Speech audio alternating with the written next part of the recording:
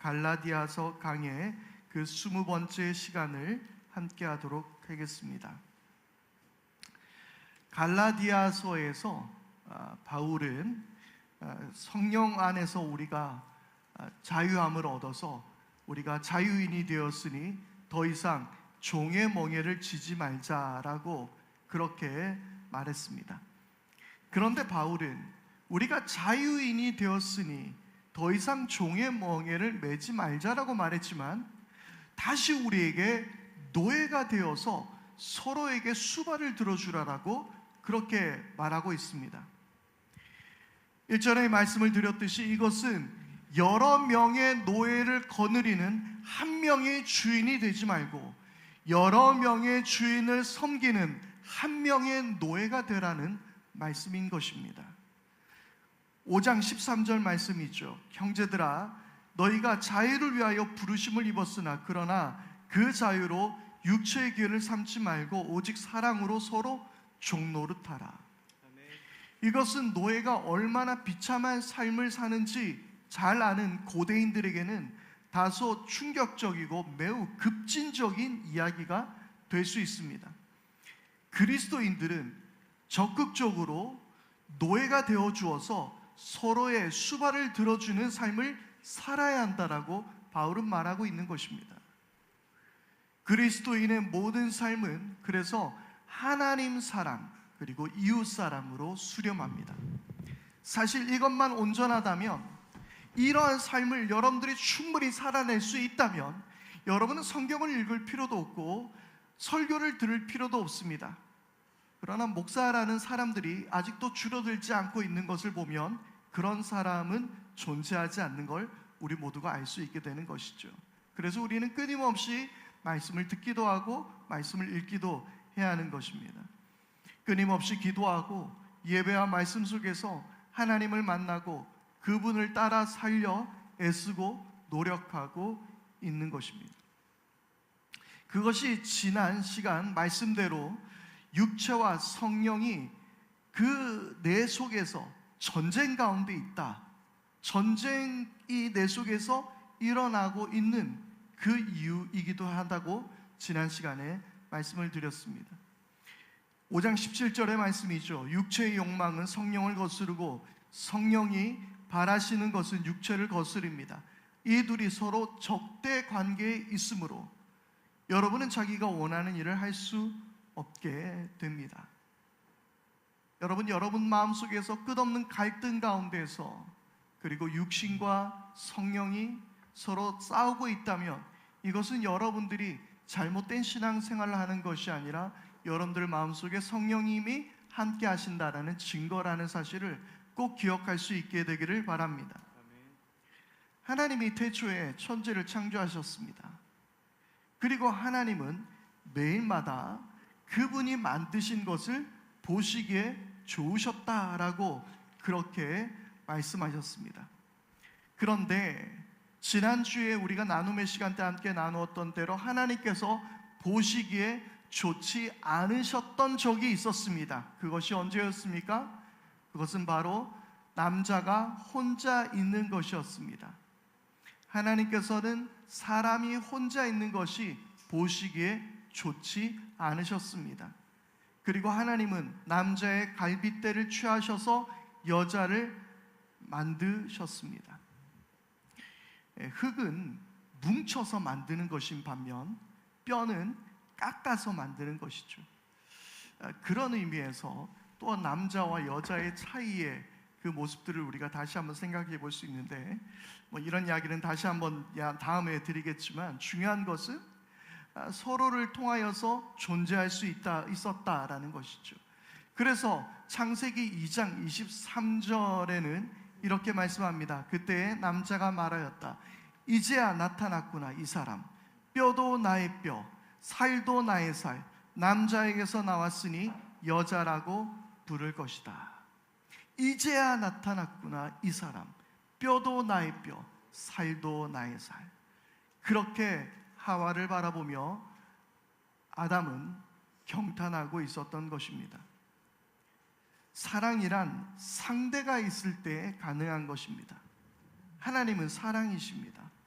그분은 세상을 창조하시기 이전에도 사랑의 하나님이 되어주셨습니다. 그것은 바로 성부, 성자, 성령이 서로 사랑하셨기 때문입니다. 그리고 하나님은 당신과 서로 사랑할 존재로 인간을 만드셨습니다. 그러나 사람 역시도 혼자만으로 사랑하는 존재로 살아갈 수 없었던 것이죠. 하나님 당신의 형상으로 사람을 지으셨지만 사람이 혼자이므로 그는 사랑의 대상이 없었습니다. 그래서 하나님은 사랑하며 살도록 여자를 만들어 주신 것이죠. 이 사실은 남자가 먼저 지어졌느니 여자 없이는 남자는 살 수 없다느니 이런 이야기를 하는 것은 아무런 의미가 없습니다. 남자가 먼저이든 여자가 먼저이든 아무것도 중요하지 않습니다. 다만 서로를 위해 존재하고 있다는 사실이며 서로가 서로에게 속해 있다는 사실입니다. 이것이 하나님이 만든 세상입니다. 우리는 사랑하는 존재로 지어졌습니다. 그래서 우리는 이것을 이렇게 이야기합니다. 하나님 사랑, 이웃 사랑.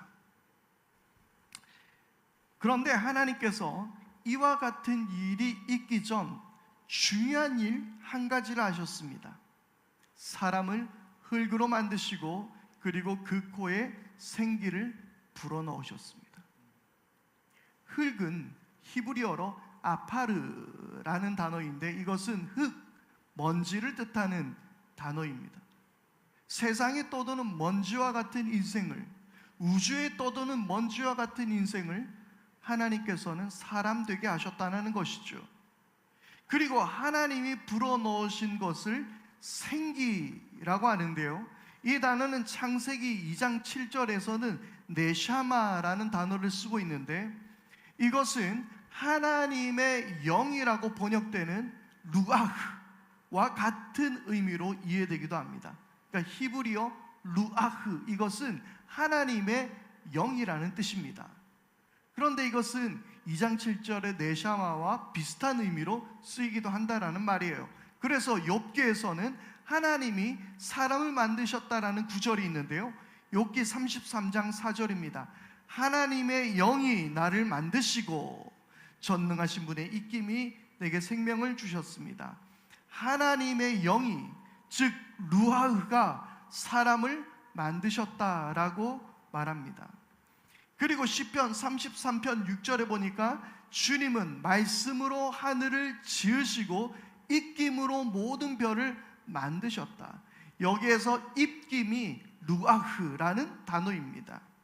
곧 새로운 생명이 하나님의 영으로 만들어지는 것입니다. 바로 살게 하는 힘이, 생명되게 하는 힘이 하나님의 영, 거룩한 영, 곧 성령입니다. 그리고 에스겔서 37장에 마른 뼈를 살아나게 하는 그 능력이 하나님의 영, 루아흐라는 것입니다. 에스겔서 37장 5절입니다. 나 주 하나님이 이 뼈들에게 말한다. 내가 너희 속에 생기를 불어넣어 너희가 다시 살게 하겠다. 너희 속에 생기를 불어넣는다. 이 생기가 바로 루아흐입니다. 쉽게 말하면 우리로 살아가게 만드는 힘이, 이 땅을 생명으로 살아가게 만드는 힘이 하나님의 영이시며 이 하나님의 영이 거룩한 영, Holy Spirit, 곧 성령이라고 부르는 것입니다. 우리를 하나님의 사람으로 살아가게 하는 힘이 곧 성령님이라는 사실입니다. 예수님께서도 성령님을 우리에게 보내주시기를 약속하시며 이렇게 말씀하셨습니다. 요한복음 14장 16절입니다. 내가 아버지께 구하겠다. 그리하면 아버지께서 다른 보혜사를 너희에게 보내셔서 영원히 너희와 함께 계시게 하실 것이다. 아멘. 보혜사, 헬라어 파라클레토스라는 단어인데요, 이 파라클레토스라는 단어는 돕는 자 또는 위로자라는 뜻을 의미합니다. 그런데 이 보혜사는 한자예요. 이 보호하다라고 말할 때 하는 보와 그리고 보혜사라는 말은 은혜를 주는 선생님을 뜻하는 단어입니다. 그래서 보혜사입니다. 보혜사는 돕는 은혜로운 선생님이라는 의미를 담고 있습니다. 성령님은 우리를 도우시며 때로는 가르치시며 때로는 은혜를 주시며 위로하시는 분이라는 사실을 한자어로 이 파라클레토스를 표현한 것입니다. 그래서 우리 성경 안에서는 이런 한자어들이 많이 있습니다. 이 한자어들을 우리가 좀 잘 해석해야 될 필요가 있는 것 같아요. 그냥 보혜사라고 이야기하기보다 그 보혜사가 어떤 뜻인지 이 한자어를 풀어서 생각해 볼 수 있을 것 같습니다. 우리가 지난주에도 새벽 예배 때 함께 나누었던 회막이라는 단어를 기억하십니까? 이 회막은 우리가 그냥 회막하니까 어떤 의미인지 잘 몰랐지만 영어 성경을 보니 Tent of Meeting이라는 뜻이 있는 거예요. 하나님을 만나는 공간이라는 뜻이죠. 천막이라는 뜻이죠. 어쨌든 그렇습니다. 그 보혜사, 결국 우리를 가르치시고 위로하시며 우리를 도우시고 보호하시는 분, 그분이 보혜사라는 거예요. 또한 사도행전 1장 8절에서 성령이 임하실 때 권능을 받게 된다라고 말씀하셨습니다. 이 능력도 우리를 하나님 나라의 백성으로 살아가게 하는, 움직이게 하는 힘입니다. 그래서 이 성령이 우리에게 임하실 때 능력을 받게 되고 예루살렘, 온 유대, 사마리아 땅끝까지 이르러 주님의 증인이 되게 하시겠다라고 말씀하셨습니다. 성령님은 움직일 수 있는 생명력을 우리에게 불어넣어 주시는 것입니다. 종합해 보면 우리가 하나님 나라 백성으로 살아가도록 이끄는 힘, 생명을 가지고 하나님 나라의 생명을 가지고 살아가게 만드는 이끄는 힘, 그리고 우리를 가르치고 보호하는 선생님, 바로 그분이 성령님이라는 사실입니다. 이제 다시 앞의 이야기로 돌아가겠습니다. 그러면 하나님께서 세상을 창조하시고 아담에게 하나님의 호흡을 불어넣으셨습니다. 그리고 하와를 만드셨습니다. 그때 불어넣으신 하나님의 영은 그들로 서로 사랑하며 살게 하신 하나님의 능력이라는 사실입니다. 하나님이 아담에게 하나님의 영을 불어넣으시고 아담이 해야 하는 일은 그 어떤 것이 아니라 성령의 막 놀라운 은사가 아니라 사랑하며 살게 만드는 힘이라는 것입니다.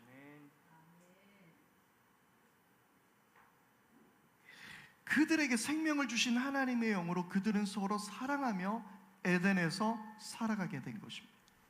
하나님의 영이 이 땅에서 가장 먼저 그 능력을 행하신, 아니 창조의 목적대로 그분이 하시는 일은 서로 사랑하며 살게 하시는 것이었습니다. 이것은 어떤 사랑이라고요? 말씀드렸듯 하나님 사랑, 이웃 사랑. 그런데 어느 날 하나님께 불순종하며 선악과를 따먹게 되었고 그들은 서로 탓하고 부끄러워하게 되었습니다. 그들은 하나님의 영을 거부하고 서로가 자신에게 왕노릇하며 결국 사랑의 관계가 깨어진 것입니다. 죄악, 그것은 바로 자기 중심성입니다. 하나님이나 타인이 자신의 마음속에 들어올 공간을 지워버리는 것입니다. 창세기 3장 12절에서 13절의 말씀입니다. 그 남자는 핑계를 대었다. 하나님께서 저와 함께 살라고 짝지어 주신 여자, 그 여자가 그 나무의 열매를 저에게 주기에 제가 그것을 먹었습니다. 주 하나님이 그 여자에게 물으셨다. 너는 어쩌다가 이런 일을 저질렀느냐? 여자도 핑계를 대었다. 뱀이 저를 깨어서 먹었습니다. 모든 타인이 들어올 공간을 막아버리며 핑계거리를 삼고 있는 자기 중심성이 드러난 모습들입니다. 그들은 에덴 동산에서 쫓겨나게 되었습니다. 하나님의 영이 있어야 할 공간에 자기 자신만 존재하는 자기 중심성은 세상을 타락하고 죄악으로 가득하게 만들어버린 것입니다.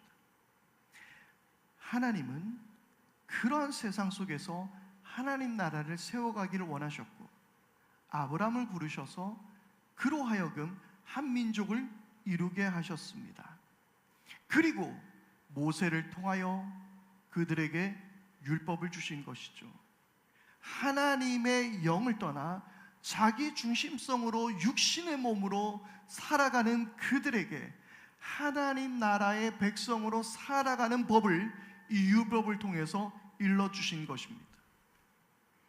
그러면 이 말씀이 이해가 됩니다. 이 율법은 바울을 이렇게 이야기했죠. 갈라디아 5장 14절 말씀입니다.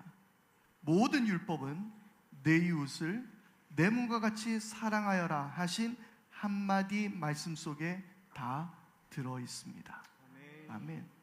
이제 이 이야기의 실마리가 풀려나가는 것 같습니다. 그러나 그들은 율법에 실패했습니다. 그들 마음속에 있는 자기 중심성이 하나님 율법조차 자신을 위한 보호막 또는 안전장치 또는 내가 남들보다 더 우월하다는 그 자기 교만으로 드러나게 되어버렸고, 하나님의 말씀은 그런 도구로 전락시켜버리게 되었습니다. 그런데 그런 세상을 향해서 하나님은 이렇게 말씀하셨습니다. 예레미야 31장 31절에서 33절의 말씀인데요, 우리가 지난 예레미야 말씀을 통해서 함께 나누었던 말씀이기도 합니다. 예레미야 31장 31절에서 33절을 읽어드리겠습니다. 그때가 오면 내가 이스라엘 가문과 유다 가문에 새 언약을 주겠다. 나 주의 말이다. 이것은 내가 그들의 조상의 손을 붙잡고 이집트 땅에서 데리고 나오던 때에 세운 언약과는 다른 것이다. 내가 그들의 남편이 되었어도 그들은 나의 언약을 깨뜨려 버렸다. 나 주의 말이다. 그러나 그 시절이 지난 뒤에 내가 이스라엘 가문과 언약을 세울 것이니 나는 나의 율법을 그들의 가슴 속에 넣어주며 그들의 마음판에 새겨 기록하여 나는 그들의 하나님이 되고 그들은 나의 백성이 될 것이다. 나 주의 말이다. 아멘. 하나님의 율법을 너희의 마음속에 넣어주겠다. 너희들의 가슴 속에 새겨주겠다라고 말씀하시는 것입니다. 여러분, 이것이 성령이 하시는 일이 아니라면 무엇이겠습니까? 실패한 그들에게 새 언약을 주시고 그리고 성령으로 너희의 마음속에 내 언약을 부어주겠다라고 말씀하셨습니다. 내 율법을 부어주겠다라고 말씀하셨습니다. 그리고 이와 같은 메시지를 에스겔은 또한 이렇게 기록합니다. 에스겔서 36장 26절에서 27절까지의 말씀입니다. 너희에게 새로운 마음을 주고 너희 속에 새로운 영을 넣어주며 너희의 몸에서 돌같이 굳은 마음을 없애고 살갗처럼 부드러운 마음을 주며 너희 속에 내 영을 두어 너희가 나의 모든 율례대로 행동하게 하겠다. 그러면 너희가 내 모든 규례를 지키고 실천할 것이다. 아멘. 너희 속에 내 영을 두어 너희가 나의 모든 율례대로 행동하게 되겠다. 너희에게 새로운 마음을 주고 너희 속에 새로운 영을 부어주겠다라고 주님 말씀하셨습니다. 이 영이 무엇입니까? 하나님의 영 루아흐이며 그리고 바로 거룩한 영 성령님이 되어주시는 것입니다. 그리고 예수님께서도 우리에게 성령을 보내어 주실 것을 약속하셨습니다. 율법이 아니라 하나님의 영이 통치하시는 하나님 나라가 우리 가운데 도래하게 된 것입니다. 할렐루야. 그리고 그 영은, 그 성령은 처음 창조하신 때로부터 우리로 사랑하는 자들로 이끌어가 주실 것입니다. 하나님 사랑과 이웃 사랑의 하나님 나라의 백성으로 우리를 이끌어 주실 줄 믿습니다. 그렇게 오늘 이 말씀을 저는 이해했습니다. 오늘의 18절 말씀입니다. 그런데 여러분이 성령의 인도하심을 따라 살아가면 율법 아래 있는 것이 아닙니다. 아멘. 성령의 인도하심을 따라 살아가면 율법 아래에 있는 것이 아니에요. 하나님께서는 그 영을 우리에게 불어넣어 주셨어요. 그리고 그 영으로 말미암아 하나님 나라의 백성으로 하나님 사랑, 이웃 사랑의 삶을 살아갈 수 있도록 이끄셨다라는 말입니다. 그래서 우리는 더 이상 율법 아래 있지 않다라는 거예요. 하나님의 나라가 성령님으로 새롭게 시작된 것입니다. 새로운 재창조의 시대가 열리게 된 것입니다. 성령은 그래서 철저한 사랑의 사람으로 우리를 살아가게 하십니다. 다시 한번 1절에 말씀드렸던 것을 떠올려 보십시오. 여러분, 사랑하며 살기를 원하십니까? 성령 충만할 수 있기를 바랍니다. 다시 한번 강조합니다. 사랑하며 살기를 원하십니까? 성령으로 충만하시기를 바랍니다. 성령의 인도로 인해 맺는 성령의 열매와 반대되는 것이 육체의 행실입니다. 육체의 행실이라는 것 자체가 바로 앞서 말씀드렸던 자기 중심성입니다. 내가 주인 되어 배타적인 삶이 되고 자기 욕망만 쫓아서 사는 삶이 됩니다. 성공도, 출세도, 비전도, 성취도, 행복도, 심지어 사랑마저도 내가 주인 되어 내 만족을 위해서 살아가게 되는 것입니다. 그런 사람의 삶은 오늘 말씀 19절에서 21절까지 명확하게 이야기합니다. 다시 한번 오늘 19절에서 21절 말씀을 한 목소리로 함께 읽어보도록 하겠습니다. 시작. 육체 행실은 환히 드러난 것들입니다. 곧 음행과 더러움과 방탕과 우상숭배와 마술과 원수매심과 다툼과 시기와 분쟁과 분열과 파당과 질투와 술 취함과 흥청망청 먹고 마시는 노름과 그와 같은 것들입니다. 내가 전에도 여러분에게 경고하였지만 이제 또다시 경고합니다. 이런 짓을 하는 사람들은 하나님의 나라를 상속받지 못할 것입니다. 아멘. 육체 행실이라는 것은요, 우리가 자세히 들여다보고 우리의 삶을 자세히 살펴야 하는 것이 아니라는 것입니다. 너무나도 뻔하게 보인다라고 성경은 이야기하고 있습니다. 먼저 음행, 더러움, 방탕, 이것은 성적인 타락을 말합니다. 바로 그것이 대표적인 육체의 타락이죠. 생리적인 욕구, 식욕, 수면욕, 성욕, 때로는 소속감, 그리고 자아 실현 등의 욕구 등이 있습니다. 이것은 반드시 있어야 할 욕구입니다. 그러나 그것이 욕망이 되면 안 됩니다. 필요 이상의 것을 찾으면 그것은 욕망이 됩니다. 욕구가 필요 이상으로 채워지게 될 때 그것은 욕망이 됩니다. 이것은 무엇보다 자기 자신을 해치게 됩니다. 모든 욕구가 넘칠 때 자신을 파괴합니다. 그것은 성욕도 마찬가지고요, 식욕도 마찬가지고요, 그 어떤 것들도 마찬가지입니다. 욕구가 필요 이상 넘쳐나면 욕망이 되어 자신을 파괴합니다.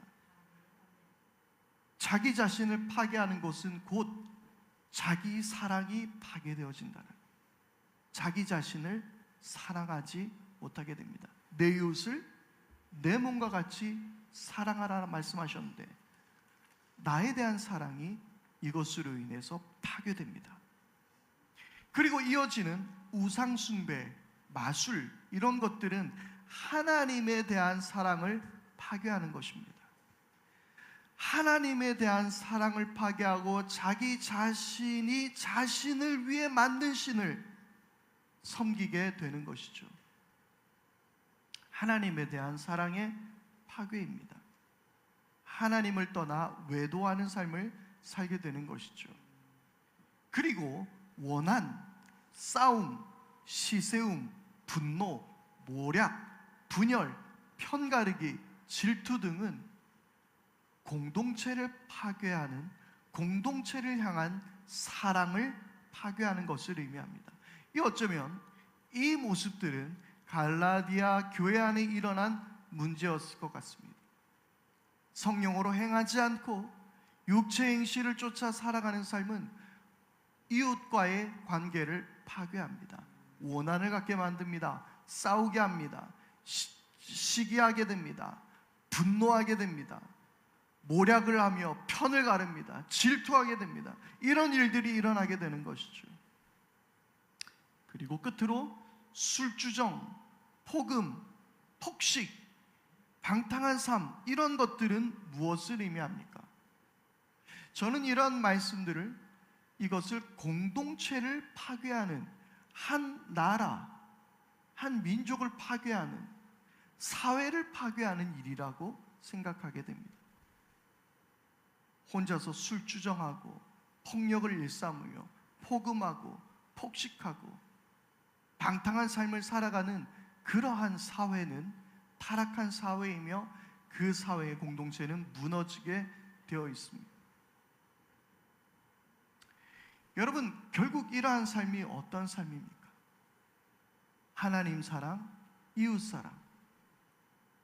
더욱 구체적인 말씀을 드리자면 하나님 사랑, 그리고 나 자신을 향한 사랑, 이웃을 향한 사랑, 공동체를, 사회를 향한 사랑들을 파괴하는 것을 의미하고 있는 것입니다. 그런데 여기에서 바울은 매우 무섭고도 놀라운 선언을 하는 것입니다. 많은 이신칭의를 바라는, 믿음으로 구원받는 것, 행위는 중요하지 않다라고 말하는 이들이 놓치고 있는 부분이죠. 21절의 끝에는 뭐라고 이야기합니까?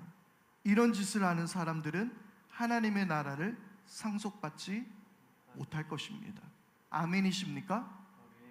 분명히 바울은 갈라디아서에서 지난번에도 살펴보았듯 구원받은 백성의 탈락의 가능성에 대해서 계속 이야기하고 있습니다. 이 구절에도 이런 삶을 사는 사람들은 하나님 나라의 사람이 아니라고 이야기하는 것입니다.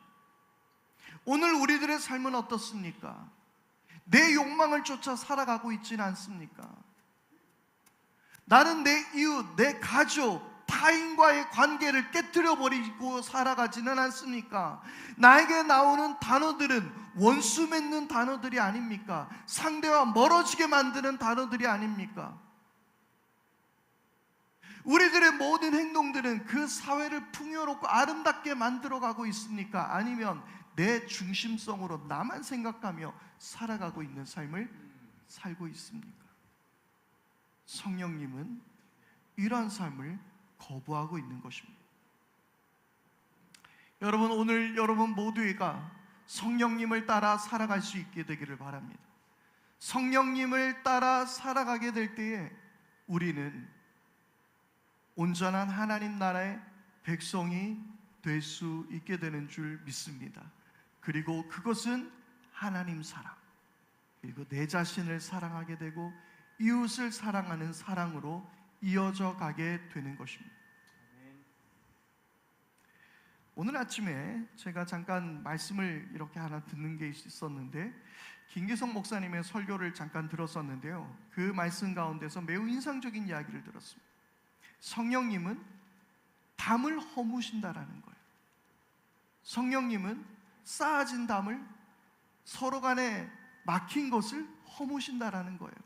그런데 저는 그 말씀을 들으면서 오순절 날의 사건을 기억했습니다. 여러분, 오순절 날 예수님의 제자들 120명의 사람들이 마가의 다락방에서 기도할 때에 그들 가운데 불같은 성령으로 임했습니다. 그리고 그들에게 생겨난 놀라운 신비한 현상이 있었습니다. 그게 뭐예요? 방언이에요. 여러분, 이 방언은 그때에 각 나라의 말대로, 언어대로 그들의 언어가 바뀌는 것이었습니다. 그들 가운데 언어로서 쌓아진 장벽이 무너지는 순간이었습니다. 이방 나라의 사람들은 다 지옥의 불구덩이에 빠져서 지옥의 불쏘시개가 되어야 하는데, 그 혐오스러웠던 이방인들의 언어로 그들이 말하기 시작했다라는 것입니다. 미워하고 증오하고 자기의 나라를 침략하고 쳐들어온 사람들의 언어로 그들이 말하기 시작했다라는 것입니다. 원수된 민족의 말로 그들이 말하기 시작했다라는 것입니다. 여러분, 이것은 놀라운 사건입니다. 모든 막힌 것들이 허물어집니다. 모든 쌓았던 장벽들이 무너지는 순간입니다. 하나님의 나라의 백성들은 결코 담을 쌓지 않습니다. 결코 남을 함부로 혐오하지 않습니다. 손가락질하지 않습니다. 모든 쌓아졌던 것들이 무너지게 만드는 것이 하나님의 놀라운 역사인 줄 믿으시기 바랍니다. 하나님 사랑과 이웃 사랑으로 우리를 초대하시는 하나님의 뜻이 바로 이 성령님을 통하여 우리에게 드러나게 되는 줄 믿습니다. 여러분, 오늘 성령님을 쫓아 살아갈 수 있는 여러분들 다 될 수 있기를 바랍니다. 이 시간 우리 말씀 앞에 함께 결단하면서 이 시간 함께 찬양하겠습니다. 성령이여, 내 영혼을 충만하게 하여 주옵소서. 내 속에 성령의 강물이 넘쳐나게 하여 주옵소서. 세상의 헛된 욕망 따라 살지 않게 하여 주시옵소서. 우리 이 시간 이 찬양의 가사를 우리 함께 잘 새기며 함께 찬양하며 나아가겠습니다. 우리 좀 느리게 함께 찬양할까요?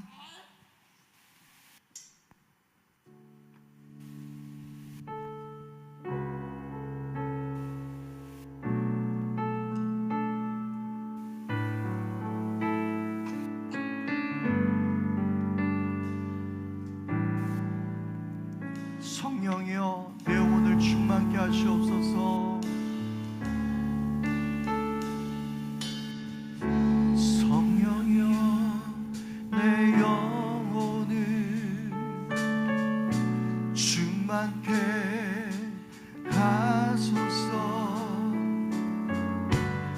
속에 강물이 넘쳐나게.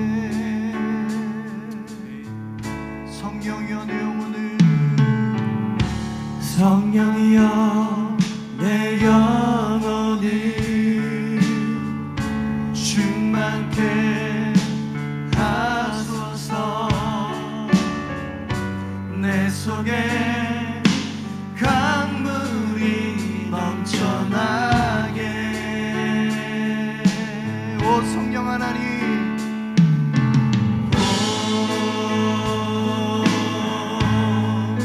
성령 하나님,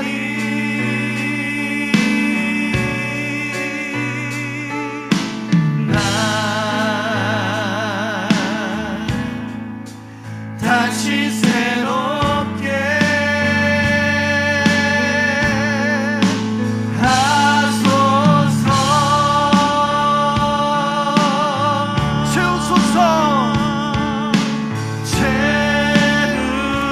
채우소서. 내 영혼이 세상 유혹 다 이기고 다시 주를 닮아가도록 채우소서. 채우소서. 내 영혼이 세상 유혹 다 이기고 오직 주만 나타내도록. 아멘. 다시 한번 성령이여, 성령이여, 내 영혼을 충만케 하소서. 내 속에 강물이 넘쳐나게. 성령이여, 성령이여, 내 영혼을 충만케 하소서.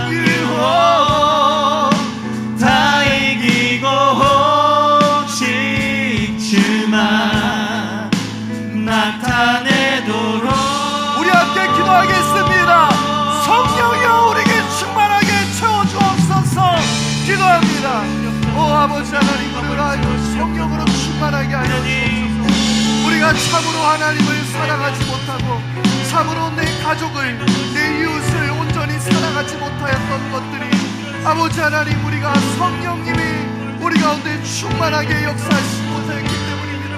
매번 육신의 일에서 우리는 매번 범죄하였기 때문입니다. 성령님의 인도하심을 쫓아 살지 못하였기 때문입니다. 아버지 하나님, 성령으로 충만하게 하여 주시고 육신의 일을 벗어버리게 하여 주시고 오직 하나님을 사랑하며 오직 나 자신을 돌아보며 이웃을 사랑하며 살아가는 우리 모두가 되게 하여 주시옵소서. 아버지 하나님, 성령으로 우리에게 충만하여 주시고 성령 안에서 자유하게 하시고 하나님이 만드신 아름다운 세상을 하나님 나라의 백성들의 삶을 살아갈 수 있도록 인도하여 주시옵소서. 주님을 불러주시고 우리로 하여금 성령으로 충만하게 하여 주시옵소서. 주님, 성령으로 우리가 운행하여 주시옵소서. 아버지 하나님, 도와주시옵소서.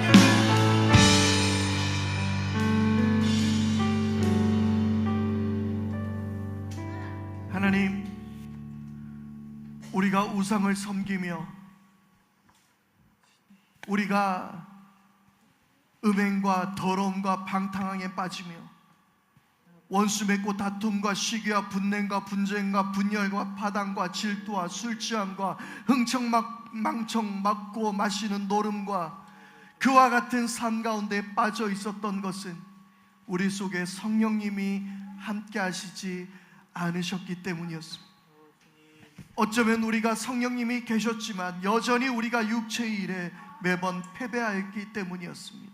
주님, 우리가 성령님을 온전히 쫓아 행할 수 있게 하여 주시옵소서. 성령 안에서 하나님 사랑과 이웃 사랑의 삶을 살아가게 하시고 자기 중심적 죄악을 벗어버리는 우리 모두가 다 되게 하여 주시옵소서. 오늘 우리 모두가 말씀 앞에 결단하며 사도들의 신앙의 고백을 따라 우리도 다 함께 사도신경으로 우리의 신앙을 고백하오니 나는 전능하신 아버지 하나님 천지의 창조주를 믿습니다. 나는 그의 유일하신 아들 우리 주 예수 그리스도를 믿습니다. 그는 성령으로 잉태되어 동정녀 마리아에게 나시고 본디오 빌라도에게 고난을 받아 십자가에 못 박혀 죽으시고 장사된 지 사흘 만에 죽은 자 가운데서 다시 살아나셨으며 하늘에 오르시어 전능하신 아버지 하나님 우편에 앉아 계시다가 거기로부터 살아있는 자와 죽은 자를 심판하러 오십니다.